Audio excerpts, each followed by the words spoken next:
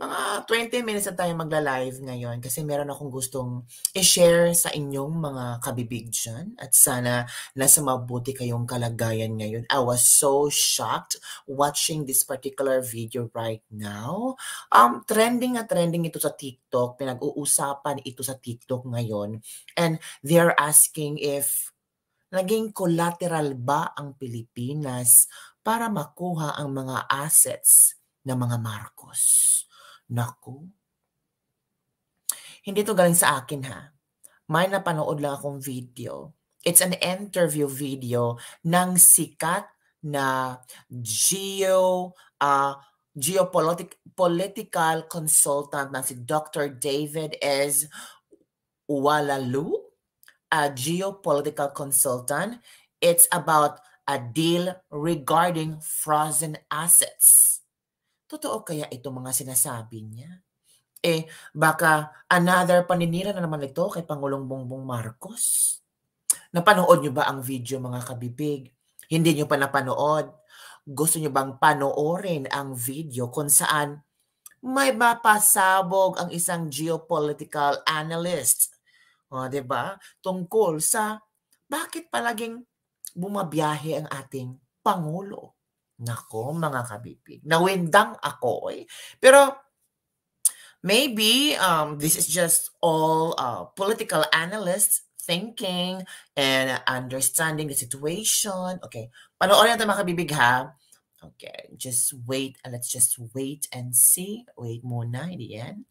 I-share ko sa inyo ang video. Tapos gusto kong kayo ang manood para baka sabihin yung gawa-gawa ko lang. Ito ha. Wait muna. Ito yung video.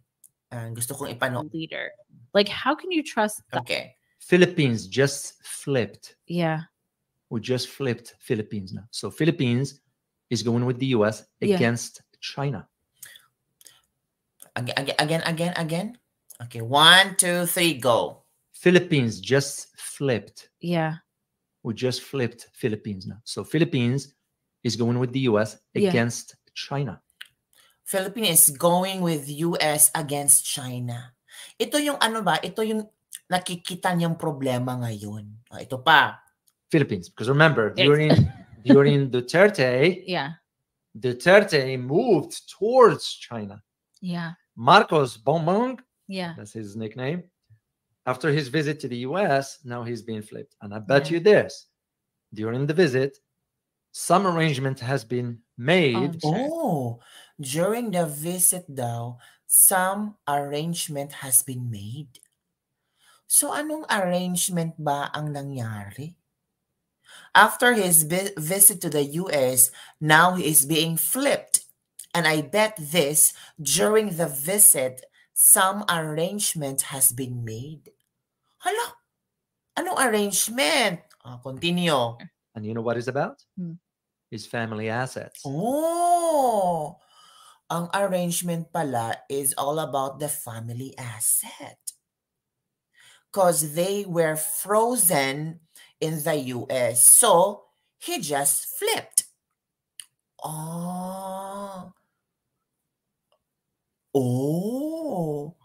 Totoo kaya ito?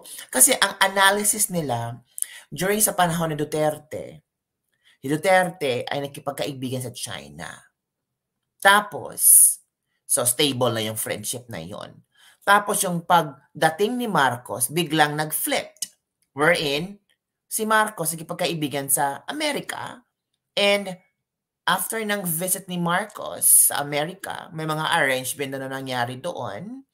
Ang tanong nitong taong ito, and you know what it's about? His family assets. Because they were frozen in the US.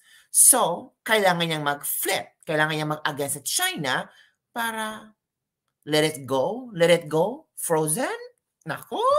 Because they were frozen in the US. So, it just flipped. Yeah. I just did a video on it. Well, and honestly, how can you trust anybody whose assets are frozen in the United States who's a leader? Like, how can you trust that? That's true. Ayun ha. Nakita nyo na ha ang video. Nakita nyo na ang video ha.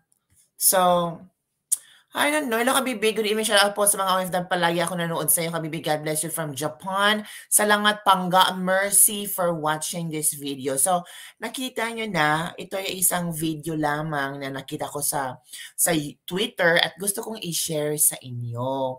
Ano ba ang inyong komento tungkol dito? Sabi ng mga netizen dito ha, ito daw ay si Dr. David S. Olalu, a geopolitical consultant. At meron siya mga binahagi na maybe this is a reliable source or nakuha lang niyang mga impormasyon galing sa mga taong nakapaligid sa pag-visit ni Pangulong Bongbong Marcos sa US at nalaman niya kung ano talaga ang totoong pakay ni Pangulong Bongbong Marcos doon. Kaya agad daw nag-flip ang ideya, nag-flip agad si Pangulong Bongbong Marcos na against China na ngayon instead of US. Kasi ang plano daw di umano, I'm not sure, pero sabi ni Dr. David na geopolitical consultant na meron ng ginawang arrangement sa US para yung frozen asset ng mga Marcos ay ma-let it go. Let it go. Let it go. Ganon. Naku, Kabibig. Hi, magandang gabi from Bacoor, Cavite. Pastor Cabeloy, sana natakbo siyang pagkasenador from Choi Choi. Hello, Choi Choi. Thank you for watching. Hi po, magandang gabi from Bacoor, Cavite. Hello. Thank you for watching this live. Hindi tayo super mga 1 hour mag-live tayo, hindi po. We're just having some short live para kumustahin ko ang mga friendship ko dito. Hello, Elsie Adaman. Choi Choi, thank you for watching. Pangga Mercy, thank you for watching. And don't forget to share this video. So, ano ang inyong komento tungkol dito? Totoo kaya na ang Pilipinas ay naging collateral para makuha ang mga frozen assets ng mga Marcos sa USA? What do you think, mga Kabibig? I just want to know your opinion regarding this particular issue right now. Kung totoo man ito, nako. So it means binenta ang ating bansa. So it means walang pakialam si Pangulong Bongbong Marcos kundi ang kanilang frozen assets para makuha sa US, para meron ng arrangement ang nangyari daw di umano. Panoorin nyo again ang video, ha? Para klarong-klaro ba? Para hindi, si Kabibig, making stories. Hindi, gusto ko lang panoorin nyo ulit ang video, ha? Sige, ito na talaga. Wait. View ba? Sige ha, panoorin natin. Okay. Did a video on it. When? Philippines just flipped. Yeah. Bumaliktad ang Pilipinas. Philippines now. So Philippines is going with the US against China. Philippines. Because remember, during Duterte, Duterte moved towards China. Yeah. Marcos Bongbong, that's his nickname. After his visit to the US, now he's being flipped. And I bet you this, during the visit, some arrangement has been made. Oh, yan ha. During sa pagbisita sa US, may mga arrangement na nangyari na sila lang ang nakakaalam. Na sila lang ang merong access nito. Pero hindi alam ni Pangulong Bongbong Marcos na may mga tao din na nakiki-observe lang, kumukuha ng mga impormasyon para pasabugin, para ibulgar kung ano talaga ang pakay. Ang pakay niya sa USA. Ito pala. I'm not sure, pero sabi nito ng isang geopolitical analyst, naku, ito pa. Made. Sure. And you know what it's about? His family assets. Pamilya, ang pera. Pera lang pala. So, ibig umupo siyang presidente dahil lang sa pera? Para makuha ang pera? Ang mga frozen assets sa USA? Ipinagkalolo ang Pilipinas? Tinalikuran ang China? Kinalaban ang China? It's because of the frozen assets sa America? Naku. Well, dapat sagutin doon ni Pangulong Bongbong Marcos, it's because it's trending right now, diba? Because they were frozen in the US, so he just flipped. Bumaliktad siya. Ano naman makukuha niya sa China? Diba? Yung yung tawag doon, ano ba ako sa China? Ay, oo nga. Oh, pwede naman siyang kumampi sa China para pag-usapan ng West Philippine Sea, para walang sigalot sa West Philippine Sea. Ano bang mas importante, magkaroon ng sigalot sa West Philippine Sea o itong frozen asset nila sa USA? Kung kayo mga kabibig, ano bang importante sa inyo?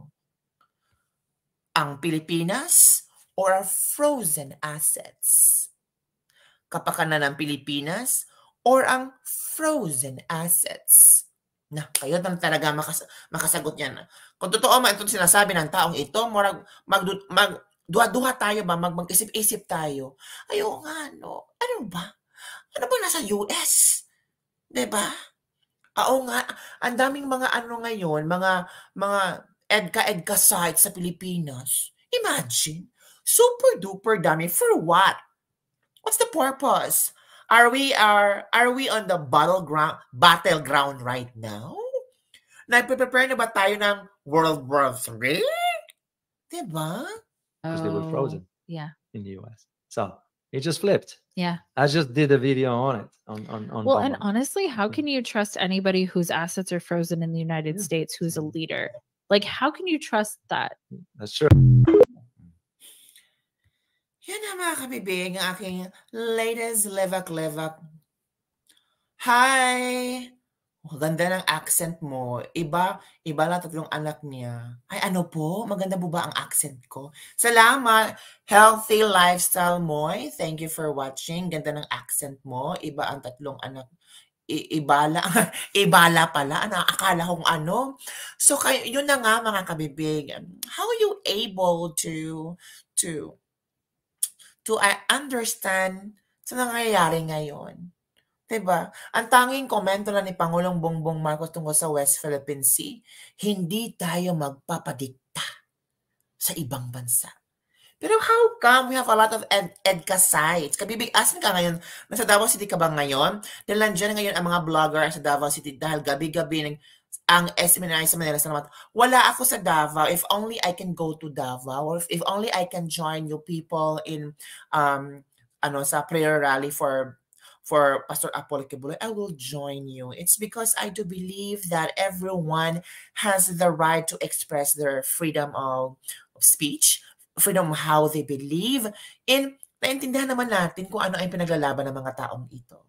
For how many years they're spending with Pastor Kibuloy? Kasi pag masamang tao si Pastor Kibuloy, madami na sanang mga supporters na umalis sa kanya. Madami sanang hindi lang ngayon nagsalita, kundi noon pa. Ang tagal-tagal ng itong KOJC, ang tagal-tagal na yan. Kung sana sa panahon ni Noynoy Aquino. Sana madami nang nagsalita noon that time. Diba?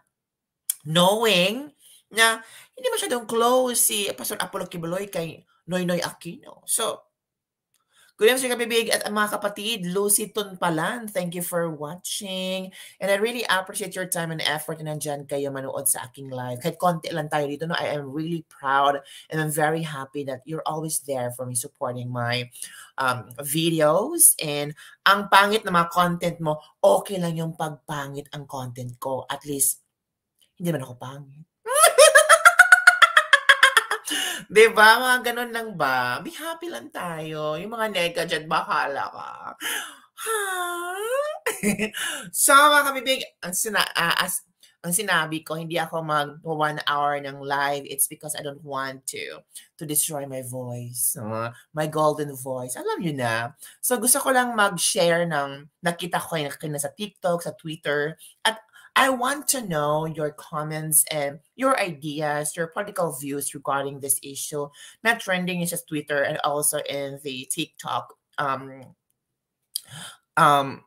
platform. So, what do you think?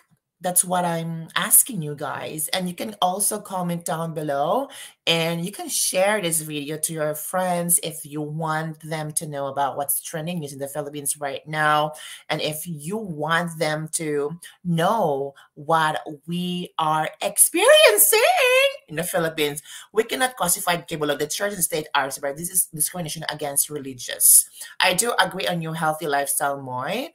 And thank you for always supporting my YouTube videos, my channel, and I really appreciate that from the bottom of my heart.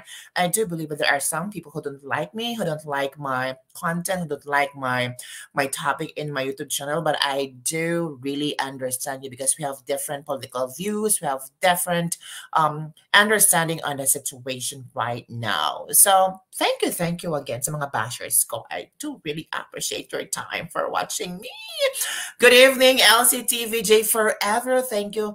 And that's the end of my live. I will just have 15 or until 20 minutes live in my YouTube channel. And again, thank you very much for those who really share and comment and like this video. Please do like this video so that we can, keep on doing such live interactions, doing live during particularly if possible every night. Diba? Ay, nag-English ko. Oh my God. Happy lang everyone. And don't worry about the people out there. Negative is not happy. Kaya nga, let's all be happy. But I do understand their point of views. Kasi we cannot control them as they cannot control us because we have our different perspectives. We have our different opinion regarding a certain matter, a certain issues in the Philippines. So I do really appreciate them also. Okay? Ay, patapos na kapala, reply ko na lang. Stay safe always. Thank you, Miss Elsie. And thank you, everyone. Thank you for joining my love. And bye, everyone. See you next time. Bye-bye. By the way, God bless. And for those who have a lot of problems right now, always remember that God will always there for you. Just call our Almighty Father and He will always listen to you and believe on Him and have faith on Him. That's my last to say on this live. Bye, everyone.